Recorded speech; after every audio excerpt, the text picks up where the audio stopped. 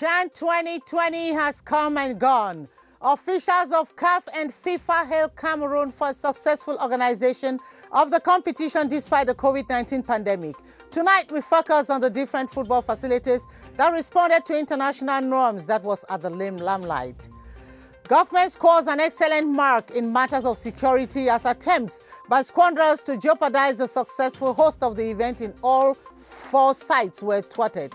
This to the credit of the Cameroonian people. And those are top stories. Good evening, ladies and gentlemen. Thanks for joining us on this edition of the 7:30 News Live on the CRTV.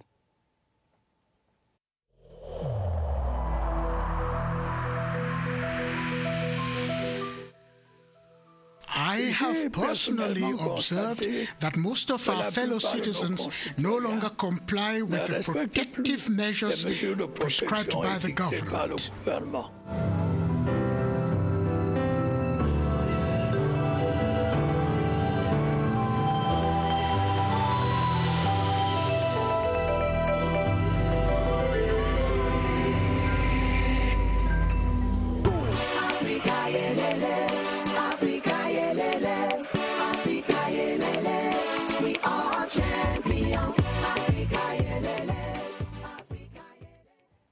Welcome back.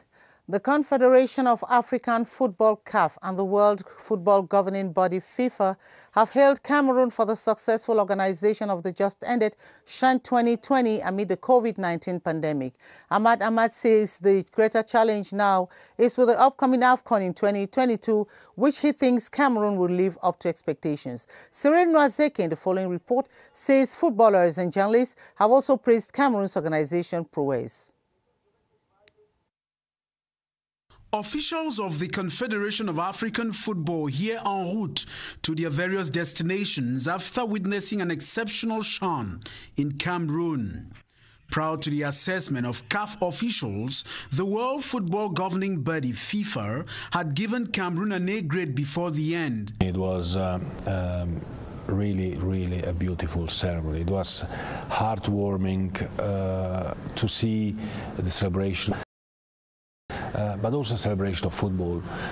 It was for many months the first time I attended again a game, also with spectators in the stadiums. CAF president hails the host, Cameroon. I wish to thank President Paul Biya and all Cameroonians for the huge investment. It is for the African youth and not only Cameroonians. Today, Cameroon has all that makes the African continent proud. Journalists, football legends, among others, say Cameroon rose up to expectations. The upcoming AFCON in 2022 is another challenge. Seeing all what happened, we can say it is promising and no one doubts on Cameroon's abilities to host the AFCON in 2022. As for the organization, I am very much confident. The CHAN is over. Time now for the AFCON. The different football facilities that were used at the just-ended African Nations Championship responded to international norms. From the Amadou Aidjo Stadium, passing via the Douala Japoma Stadium and to the Limba Omnisport Stadium, the beauty of Cameroon's readiness to host Africa was at the limelight. The successful organization of the CHAN Total 2020 with up-to-date stadia translates Cameroon's great strides in building football facilities for present and future generations, as you tell us, Romeo Kenny in this report.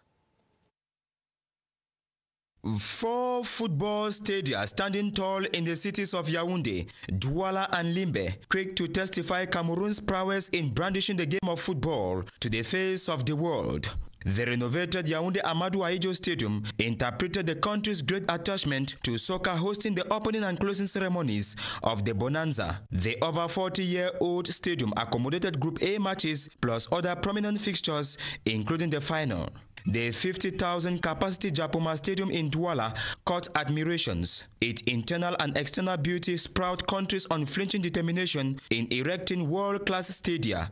Here, Intermediate Lions picked a pioneer semi-final ticket in CHAN history. After hosting the 1972 AFCON, the reunification stadium was again an avenue of unification for African football during CHAN. The modernized 30,000 Bepanda edifice was a melting pot for Group C and classification encounter.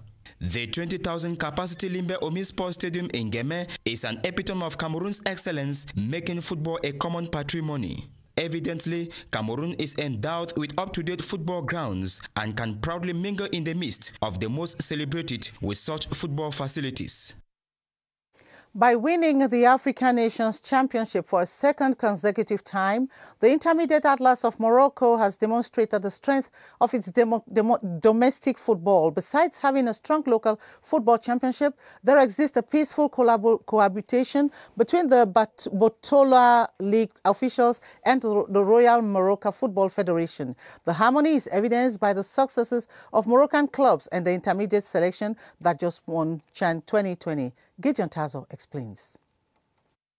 Kudos to the Atlas Lions of Morocco, who have become the pioneers to win the CHAN back-to-back titles. The triumph, to pundits, is the natural sequel to the proper organization of Morocco's domestic football championship, whose strength and stability is evidenced by the regularity of Moroccan clubs in inter-club competitions. In 2018 and 2019, Raja Casablanca played the final of the CAF Champions League. Last year, Renaissance Sportive of Berkane won the CAF Confederations Cup after emerging runners-up the previous year. This year, about 4 Moroccan clubs are involved in inter-club competitions, including one club that is the Stars of Casablanca from the Botola 2 League, the equivalent of the Division 2 in Cameroon. Stars Casablanca has come to join regular giants of the Botola League, such as Raja, Wydad, and Renaissance of Berkane. This solidity and exemplary organization has taken the Moroccan side, or the Moroccan Football Federation, to the top position in the rankings of federations in Africa, behind Egypt and Tunisia. Besides, regular long-term programs for national selections have made Moroccan teams an example on the continent. It is therefore no doubt that about 4 players of the CHAN Team 2020 were part of the team that won the trophy in 2018 on home soil. And so, by winning CHAN 2020, Morocco has demonstrated that he who sows good will also reap good.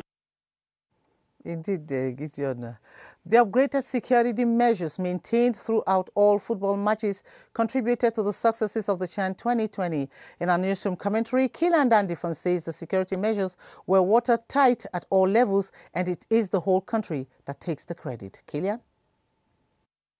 Several explosive devices have gone off in major towns in Cameroon, including the capital city Yaoundé, with the advent of the socio-political crisis in the northwest and southwest regions. That today is an armed conflict affecting the whole country directly or indirectly. The success in the organization of the CHAN 2020 depended on several factors: CAF know-how, adequate stadia, lodging facilities, communication, especially the transport sector, among others. But only one misguided individual in possession of a dangerous weapon could jeopardize and sabotage the continental event and bring the whole effort to nothing. And this is where security ranked first among all the organizational endeavors. For the watertight security, credit goes first to the Commander-in-Chief of the Armed Forces, whose strategic planning has brought fame and pride to the nation. The operational sectors of the defense and security forces also get a red feather for harnessing their elements at the tactical level through police raids, search operations, systematic checks, and punishment where and when necessary for the common good. And as I told you, the African Nations Championship, the CHAN, has come and gone, and Cameroon has scored an excellent mark in the hosting of the tournament. In this newscast, we are receiving the editor-in-chief Day of the Central News Desk, who was also ranked commentaries for matches in Group A of the tournament. Good evening, Baldwin. Benin. Good evening to you, Gladys. Yes, Benin, the CHAN has come and gone. What is the way forward? Of course, just like you said it when you were introducing this, we've Cameroon has received praises from so many persons because of the infrastructures and health facilities. CAF President Ahmed praised Cameroon.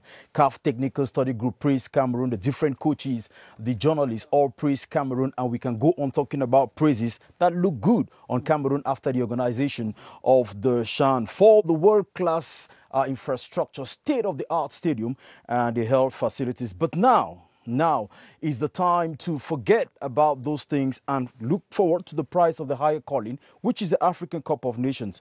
That means the local organizing committee must get to work immediately, carry out an evaluation of the CHAN, see what worked, what did not work, and what did not work well, and get into work immediately. Because if you read the press release from CAF President, after praising Cameroon, he said there are some things to work on. So the local organizing committee must identify what these issues are and work on. Work in a way that there are set objectives, there are set goals, and those who cannot and those who are not willing to get to where the President of the Republic, the government wants us to get to as far as the organization of the AFCON is concerned, they should be laid aside. Ticketing, transport, health facilities, all of that should be perfect. When you get a 15 or 17, 18 over 20 mark, you start looking forward to getting a 19.5 or 20 mark. And that should start now. Then, another stadium which is going to marvel visitors is the Olembe Stadium. Now is the time for government and those press forward, let this infrastructure be complete. The one in the Room de Aja Stadium, over Ikwekong, all of this should be complete so that Cameroon, as far as infrastructure is concerned, should be world-class. And Benin, in talking about the way forward, you know, we are also looking at our football team and football in Cameroon in general. Of course, that is the great problem that everybody is talking about. Football administrators should lay aside their egocentric dispositions. Stop this arrogant show of egomaniacal disposition. They are destroying the country's football, as a matter of fact, and it is unacceptable for whoever in FECAFU, the Professional Football League, or whosoever, to hold the country's football in their armpits. The country's football belongs to Cameroonians. It is time for all of them, Gladys, to come to the table as gentlemen, drink a glass of water if they want a glass of wine, and make sure that football in Cameroon should go on. For once, they should think about the millions of Cameroonians who love to see football grow in the country and work in that interest. They should help the team prepare, identify the players, get the players, give them adequate training before the tournament so that some country will not come from abroad and beat us in our own backyard 4-0 in the semi-finals or 2-0 in the third place. All of that because the work that administrators were supposed to do was not done. This is a time. 1 year is too small to do all of this, and let us get the trophy, not only for the organization, but for the matches when the time comes in 2022. Thank you very much, Benin, for being here. And you are the editor-in-chief of the Central News Desk on CRTV. Thank you. Thanks for being here. Thank you. And we continue this newscast to talk about the Government Action Fair dubbed SAGO that was today organizing a conference on the theme, The Place of Youths in the Implementation of the National Development Strategy 2020-2021. The objective was to call the attention of young people who make 75% of the population on the public policies contained in this development strategy so as to efficiently contribute. One of the panelists, Professor So Fortsink, explains in the following excerpt why youths should be interested in this national development plan. The main problem solved in this national strategy is to address the youth with jobs opportunity to solve the problem of education, of our education system and our health system for youth. Adamo and Goni, a TV series that addresses anti-violent extremism, has been converted into a graphic novel to be distributed for free to youths between 11 and 18 in the North and Far North regions of the country. The literary piece, which also includes Sobajo, a superhero comic book produced with sponsorship from the U.S. Embassy, targets youths from 11 to 25 years. Emanuela Vemioy was present during the press conference organized today in Yaoundé, during which both books were presented, and now reports. Adamu and Goni, then Sobajo, two literary works which use pictures and text to sensitize young people against violent extremism while pushing them to embrace the universal values of tolerance and peace. With regards to Adamu and Goni, we're just saying that we can all make mistakes, but we should be given second chances. Some of these defectors do some very terrible things in the community, so it becomes very difficult to accept them. We are telling the youth that there are options that must not resort to violence. 10,000 copies of the books targeting youth from 11 to 25 will be distributed free in 20 villages in the North and Far North regions. The 15-month project is funded by the U.S. Embassy in Cameroon. This project allows us to use cultural expression to promote these goals with young people who are especially vulnerable to recruitment by violent extremist groups. The intention is to avoid the recruitment of gullible kids into armed groups like Boko Haram while encouraging communities to welcome repentant fighters when they return. A workshop to build the capacity of the staff of the National Disarmament, Demobilization and Reintegration Commission on the management of gender-based violence in times of conflicts is underway in Yaoundé. The three-day workshop was chaired by the Minister of Women's Empowerment and the Family in the presence of the Deputy Coordinator of the NDDR Commission, Colonel Ekoso Francis. Here's an excerpt of the Minister selected by Victor Siga. It is extremely important to address the issue of gender, because when you have armed conflict and they talk of assisting or carrying out any activities, they only think of men. And if you follow the statistics, we have more than 600 cases in the centers in the 3 regions right now. And out of those over 600, you have a little under 100 women. A working session to discuss the modalities for a safe voluntary repatriation of a contingent of Nigerian refugees residing in the Far North region is holding in Marwa, chaired by Governor Mijiawa Bakari, together with a delegation from Nigeria and UNHCR official. It has also been revealed that about 5,000 of the 103,000 refugees in Cameroon have expressed the desire of going back. Here's an excerpt of the governor compiled for us by Henry Tato Ekambi from CRTV Far North in Marwa. Discussion about the voluntary repatriation of the refugees, Nigerian refugees who are in Minawao camp. There are almost 103,000 in the camp and outside of the camp, and about 5,000. And the contingent that will go back to their own countries. We are discussing about way of means to secure this contingent, to see all aspects, all modality, security, all commodity, food item, health, and so forth and so on. The commander of the 4th Combined Military Region has led a humanitarian mission to the locality of Mayo Moscota in the Far North region to victims of Boko Haram atrocities. Major General Salim Mohamadu led 3 military medical consultations and treatments within the community, together with donations of materials. Sylvester Temkeng tells us more from CRTV Far North in Marwa. It was a high moment of comfort and encouragement to the population of Mozogo in Mayo Moscota subdivision after the last Boko Haram attack that claimed some lives and left many wounded. The commander of the 4th Military Region, Major General Salim Mohamadu, accompanied by other top military officials, donated foodstuff and offered free consultations and treatment, not only to victims of Boko Haram attacks, but also to needy people suffering from common illnesses. I came with 3 messages. First, to comfort the people. Second, to reassure them of military support. And finally, to donate this fraternal gesture. The general also used the occasion to exhort the population to collaborate with defense forces by providing them with useful information to help guarantee their safety. My message for them is to collaborate with the military. The military is dynamic, enthusiastic, and ready to defend the territorial integrity, so we can boot out this common enemy. With the gradual return to normalcy in the locality, defense and security forces have stretched a safety curtain around Mayo Muskota to help track down the terrorists suspected to be members of Boko Haram.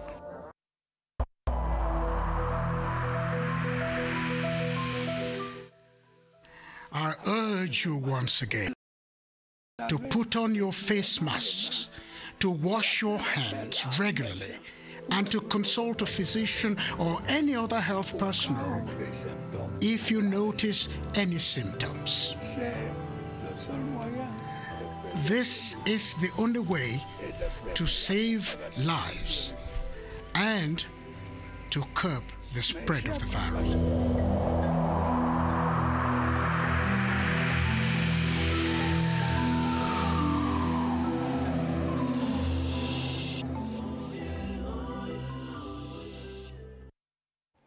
With the 2020 African Nations Championship over, health practitioners are now making an appraisal of activities carried out during the competition to limit the spread of COVID-19 here in the nation's capital, Yaoundé, Douala and Limbe.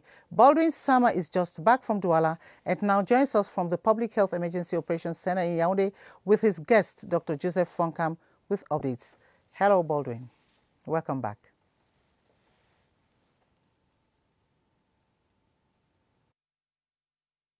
It will have been a wish for the nation to see that we have fewer persons tested positive for COVID-19. It wasn't the case. Let's get a balance sheet of the spread of COVID-19 during the African Nations Championship with Dr. Joseph Fonkam. Good evening, Doctor. Good evening, Baldwin. An appraisal of how that virus got spread during the African Nations Championship. Absolutely, Baldwin. During the just ended Africa Championship competition, we realized the rate of COVID-19 testing varied from one testing site to the other.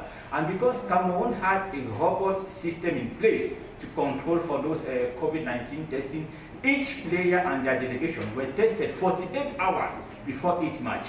And from our current record, we realized the rate of testing ranged from 1.5% to about 8% depending on the site. But what we also had interestingly is, thanks to this robust testing strategy, when we got around the final, we were able to pick up all those who were positive, we were able to manage them, and the outcome is that during the final game, we had none but except one case that was still positive, meaning that the system put in place was able to track all those who were positive, to treat them, and to make sure all these players are going back to their countries with a negative result. Thank you, Doctor, for all those details. Gladys, before we end, just to give you these figures as concerns those tested positive, we had in total 55 players who were tested positive for COVID-19, 16 referees tested positive during the African Nations Championship, 102 other persons involved in the organization for the African Nations Championship were tested positive for COVID-19, 24 active cases with 17 persons who recovered from the virus, giving us a total of 173 persons who were tested positive for COVID-19 in Yaoundé, Japoma, Bipanda, and in Limbe. Back to you, Gladys. Well, thank you for those updates, Baldwin Sama, and hope to be in your company tomorrow, same time. An expert intermediary group has gone operational in Yaoundé to guide investors of the financial market on how to obtain the best deals for their investment. This information was made known today in Yaoundé during a press conference that brought together journalists from the public and private media who were briefed on the working capacity of this financial market monitoring group. Luma Slim Davies completes that story.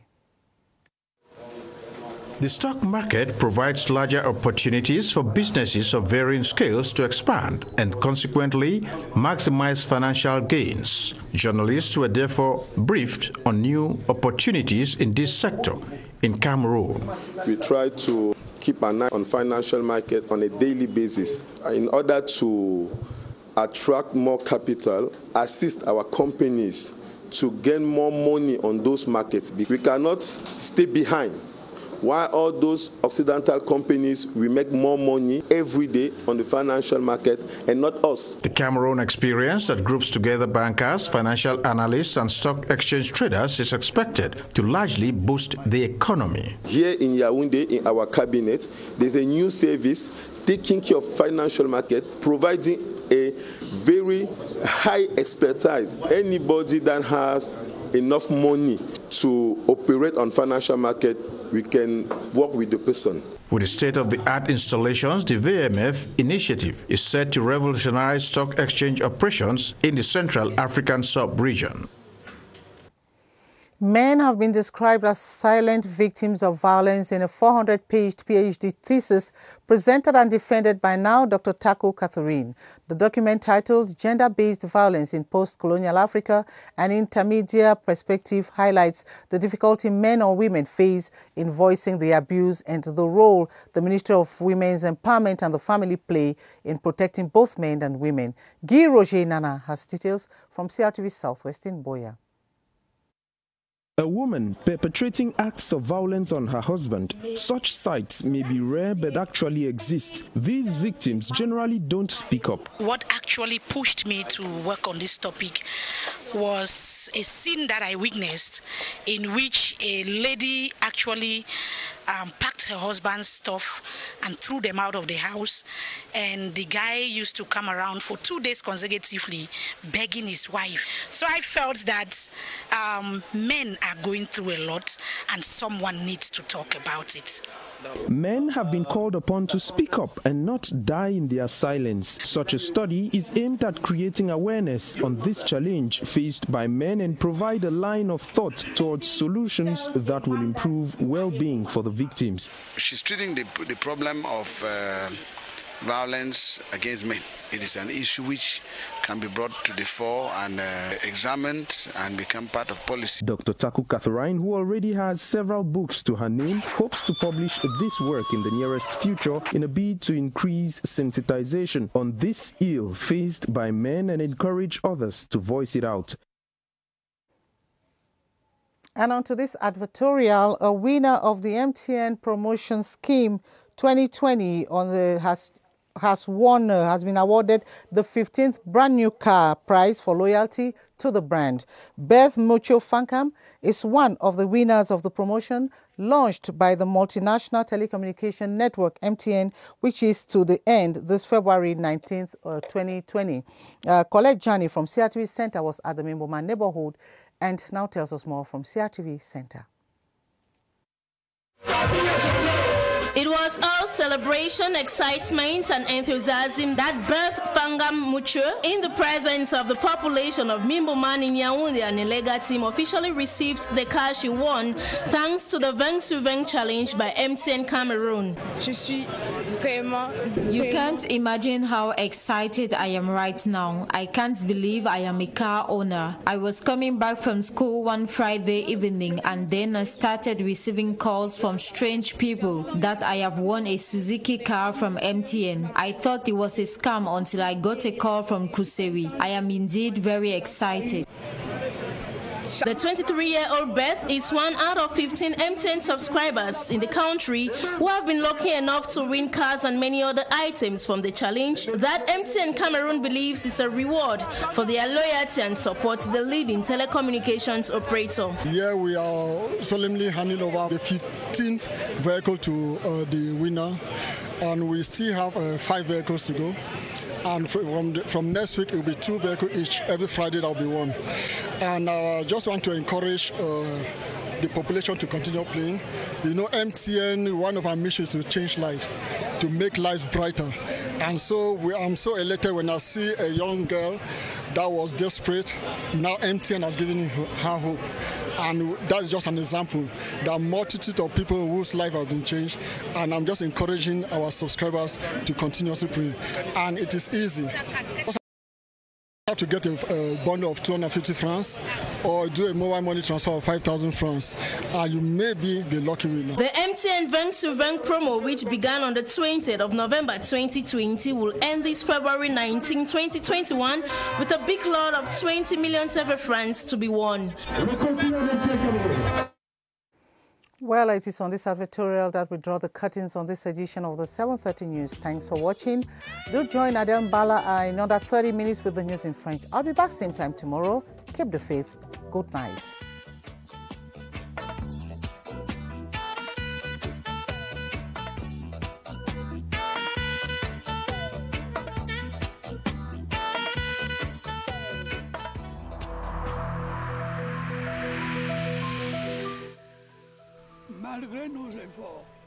Despite our efforts, COVID-19 plunged many families into mourning and seriously hampered the functioning of our economy and society.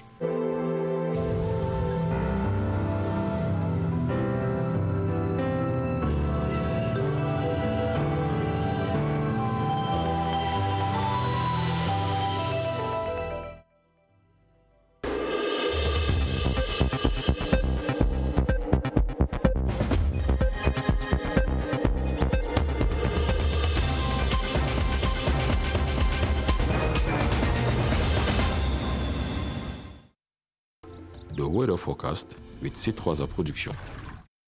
Good evening, ladies and gentlemen. It's good to have you for this brand new edition of the weather forecast. Trust you had a happy start of the week as we look forward tonight to calm weather in the entire nation. This evening, however, slight dust suspension are expected in the center and the far north region. We'll have a minimum temperature of 16 degrees in the Adamo region, 21 in the east region. The center and the north region will have a maximum temperature of 23 degrees in the southwest region, 24 degrees and 25 degrees in the littoral and the south region. Let's get details now in the far north region, where no showers are expected this evening. Clear skies are likely to dominate in Kuseri, Mora, and Maura, but in the morning, it will be partially cloudy in Yagua and Kaile. Next, we go to the west region, where no showers are expected. Clear skies are not likely to dominate this evening. It will be partially cloudy both tonight and in the morning. We'll have a minimum of 13 to 19 degrees. And we end with the northwest region, where it will be partially cloudy this evening, and the same weather condition is likely to dominate. In the morning, we'll have minimum temperature of 13 degrees to 19 degrees. Ladies and gentlemen, I invite you to go visit Lake Mbakau. Have a good night. God bless you. Take care.